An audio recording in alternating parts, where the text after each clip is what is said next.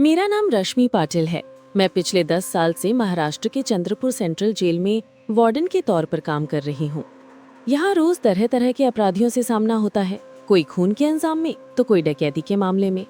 लेकिन जिस दिन ये वाकया हुआ, वो दिन मेरी जिंदगी में कभी नहीं भूल सकता।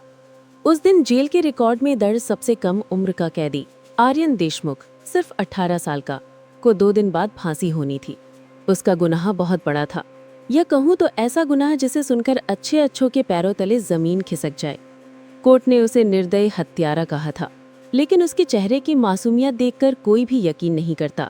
नियम के मुताबिक फांसी से पहले कैदी की आखिरी इच्छा पूछी जाती है। मैं आर्यन की बैरक में गई। वो चुपचाप बैठा था। लोहे की सलाखों के बीच से आती रोशनी उसके चेहरे पर पड़ रही थी। आर्यन, तुम्हें 2 दिन बाद फांसी है, तुम्हारी आखिरी ख्वाहिश क्या है? उसने मेरी आंखों में देखा, हल्की सी मुस्कान दी और बोला, मैडम, मैं शादी करना चाहता हूँ और अपनी पत्नी के साथ एक रात बिताना चाहता हूँ। मैं चौंक गई। मेरी नौकरी में मैंने बहुत सी अजीब इच्छाएं सुनी थी, लेकिन ये पहली बार था जब किसी ने ऐसा कहा। तुम्हें मालूम है तुम्हारे पास सिर्फ 2 दिन है? मैंने सख्त लहजे में पूछा। हाँ मैडम, उसने धीरे से कहा, लेकिन मैं इस दुनिया से जाने से पहले कम से कम ये अनुभव करना चाहता हूँ कि किसी का अपना होना कैसा लगता है। उसकी आंखों में कुछ ऐसा था कि मैं ना नहीं कह पाई, लेकिन जेल प्रशासन को मनाना आसान नहीं था। बहुत बहस के बाद और कई कागजी कार्रवाई पूरी करने के बाद हमने शहर की एक अनाथ युवती समीरा लोखंडे को तैयार किया। शायद उसे पैसों की जरूरत थी, या शायद उसके अपने कुछ राज थे जो वो किसी से कह नहीं सकती थी। दोनों की जेल परिसर में ही सादे समारोह में शादी कराई गई। कुछ कैदी, कुछ पुलिस वाले और मैं, इतने ही लोग मौजूद थे। आर्यन की आंखों में उस दिन अजीब चमक थी, जैसे किसी को अपना पाने की राहत हो। रात के लिए हमने उन्हें जेल के गेस्ट रूम जैसा एक छोटा कमरा दिया, जिसमें एक पलंग, मेज और एक छोटी खिड़की थी। मैं बाहर ड्यूटी पर थी और सोचा कि शायद ये उनकी आखिरी खुशी होगी। सुहागरात की सुबह आर्यन को फांसी के लिए ले जाने का वक्त आ गया था। मैं 2 सिपाहियों के साथ दरवाजा खोलकर अंदर गई और जैसे ही नजारा देखा, मेरे पैरों तले जमीन खिसक गई। कमरे के कोने में आर्यन बेहोश पड़ा था। उसके होंठ नीले पड़ चुके थे। बिस्तर पर समीरा नहीं थी। उसके कपड़े, उसकी चूड़ियां सब गायब। कमरे की खिड़की आधी खुली थी और जमीन पर खून के निशान थे, लेकिन खून का स्रोत कहीं नहीं दिख रहा था। हमने तुरंत डॉक्टर को बुलाया। डॉक्टर ने चेक करके कहा, ये जहर का असर है, लेकिन अजीब बात यह है कि ये जहर धीरे धीरे असर करता है, मतलब ये रात में दिया गया होगा। आर्यन को होश आया तो उसने बस इतना कहा, मैडम, मैंने उसे बचाने की कोशिश की, लेकिन उसका गला भर आया और वो बेहोश हो गया। अब सवाल ये था कि समीरा कहाँ गई? क्या उसने आर्यन को जहर देकर खुद भागने की कोशिश की? लेकिन भागना आसान नहीं था। जेल की चहारदीवारी, हथियारबंद गार्ड और ऊंची फेंसिंग। हमने सीसीटीवी फुटेज खंगालना शुरू किया। रात 2 बजे के आसपास कैमरे में दिखा, समीरा खिड़की के पास खड़ी है, किसी से इशारे कर रही है। तभी अचानक फुटेज में कुछ सेकंड के लिए स्टैटिक आया, जैसे किसी ने कैमरा जैम कर दिया हो, और जब कैमरा वापस चालू हुआ तो खिड़की खाली थी। लेकिन सबसे डरावनी बात ये थी कि फुटेज में खिड़की के बाहर कोई इंसान नहीं दिखा, बल्कि एक काले साए जैसा अंधेरा था जो धीरे धीरे खिड़की में घुसता हुआ दिखा। और फिर समीरा गायब हो गई। हमने बाहर जाकर तलाशी ली, लेकिन न कोई लाश, न कोई सुराग। आर्यन की फांसी का दिन आ गया। गार्डों से फांसी के फंदे की ओर ले जा रहे थे, तभी उसने मुझसे कहा, मैडम, अगर मैं मर गया तो वो साया वापस आएगा और इस बार वो आपको ले जाएगा। उसकी आवाज में इतनी सर्दी थी कि मेरी रूह कांप गई। फांसी का तख्ता गया और आर्यन का शरीर झूल गया, लेकिन उसी पल जेल के बाहर वही काला साया फिर दिखाई दिया, जैसे किसी की तलाश में हो। आज कई साल हो गए हैं, लेकिन हर रात मेरी खिड़की के बाहर मुझे वही साया दिखाई देता है, और मुझे डर है कि शायद अब उसकी अगली शिकार मैं हूं। आर्यन की फांसी को 3 साल हो चुके थे। जेल में अब भी उसकी बातें, उसकी आखिरी ख्वाहिश और वो रहस्यमयी रात सबके बीच फुसफुसाहट में जिंदा थीं। लेकिन मेरे लिए, रश्मि पाटिल, ये सिर्फ एक पुराना किस्सा नहीं था, ये अब भी एक खुला जख्म था, क्योंकि उस रात के बाद से मैं हर रात अपनी खिड़की के बाहर वही काला साया देखती थी। वो चुपचाप खड़ा रहता, बिना हिले डुले, जैसे बस मेरे इंतजार में हो। पहले तो मैंने इसे अपना वहम समझा, लेकिन कुछ महीने पहले जेल में काम करने वाली मेरी सहकर्मी मीनाक्षी ने मुझसे कहा, रश्मि दी, कल रात आपकी खिड़की के बाहर कोई खड़ा था। मैं डर के मारे बोल भी नहीं पाई। मेरी रीढ़ में ठंडक उतर गई। ये अब सिर्फ मेरी कल्पना नहीं थी। एक दिन मैं जेल के पुराने रिकॉर्ड रूम में थी। अचानक मेरी नज़र आर्यन की केस फाइल पर पड़ी। उत्सुकता में मैंने उसे खोला। उसमें लिखी एक लाइन ने मुझे चौंका दिया।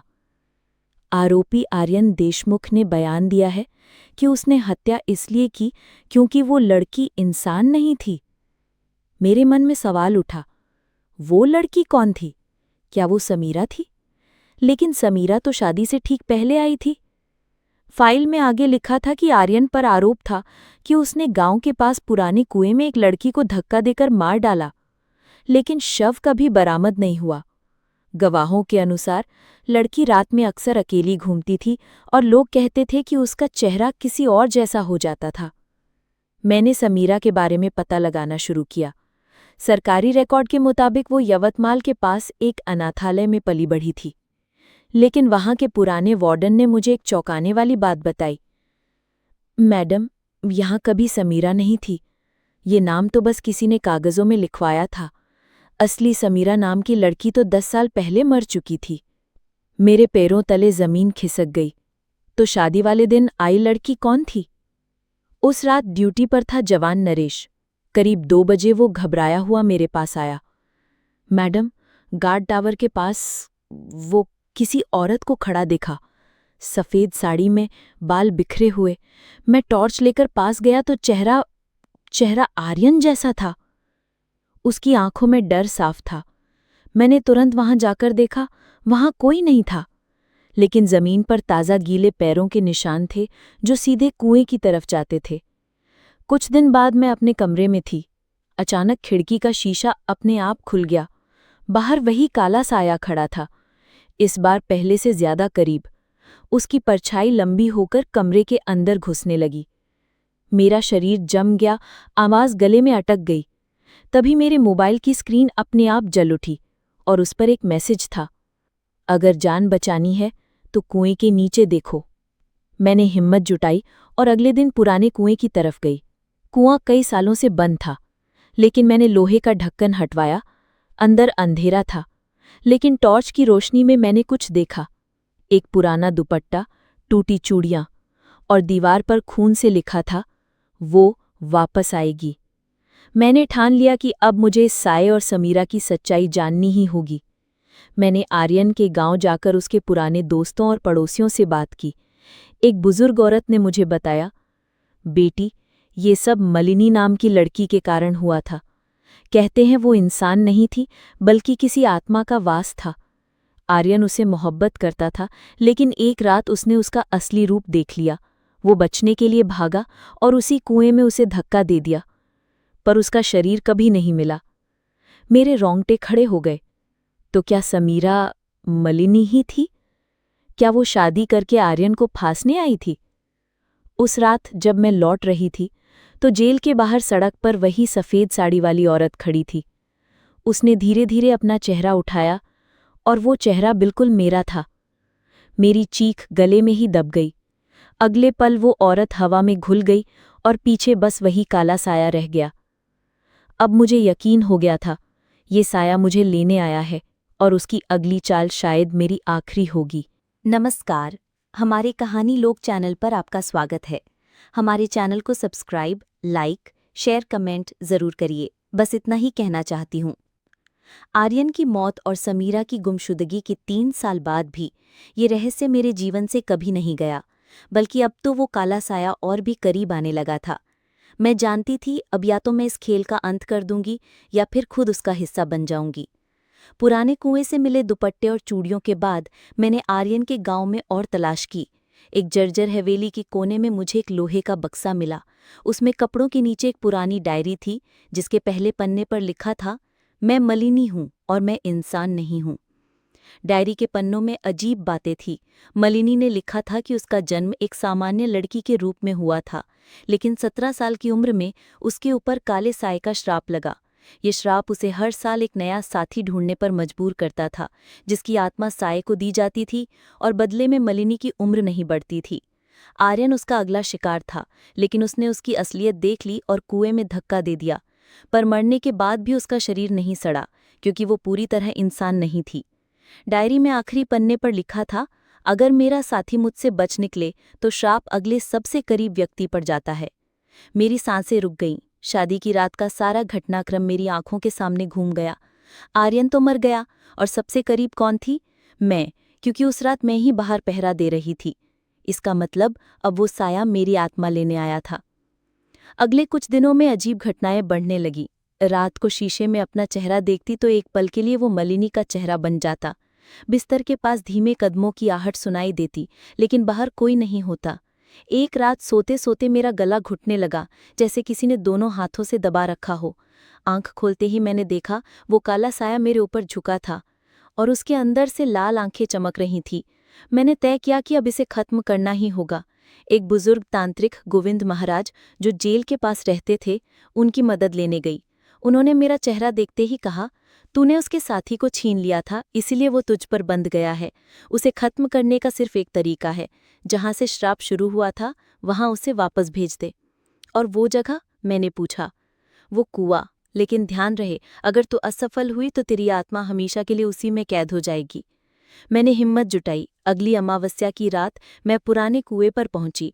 हाथ में गोविंद महाराज का दिया पीतल का कलश और लाल धागों से लपटी तलवार थी। जैसे ही मैंने मंत्र पढ़ना शुरू किया, हवा का रुख बदल गया। अचानक कुएं के अंदर से पानी उफान मारने लगा, और उसके साथ समीरा यानी मलिनी बाहर आ गई। उसका चेहरा पहले जैसा सुंदर था, लेकिन आंखें बिल्कुल काली। तू सोचती है मुझे रोक ली की? आर्यन भी यही सोचता था। मैंने तलवार उसकी तरफ तानी, लेकिन उसके पीछे वही काला साया प्रकट हुआ, इस बार और भी बड़ा और डरावना। उसने मेरी तरफ बढ़ना शुरू किया, और हर कदम पर जमीन ठंडी होती गई। तभी मेरे कानों में एक जानी पहचानी आवाज आई, आर्यन की। मैडम, उसे कुएं में वापस धकेल दो, साया उसका है, तुम्हारा नहीं।